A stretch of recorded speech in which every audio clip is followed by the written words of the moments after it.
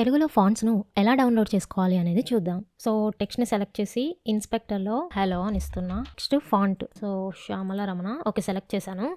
ఇది తెలుగు ఫాంట్ స్టైలే. కానీ మనకి వ్యూ మాత్రం ఇంగ్లీష్‌లోనే వచ్చింది. సో, తెలుగు ఫాంట్ కోసం గూగుల్ క్రోమ్ ఓపెన్ చేసి సెర్చ్‌లో గూగుల్ తెలుగు కీబోర్డ్ అని టైప్ చేయండి. ఆన్‌లైన్‌లో గూగుల్ ఇన్‌పుట్ సాధనాలను ప్రయత్నించండి. సో, దాన్ని క్లిక్ చేయండి. హలో అని మెన్షన్ చేస్తా.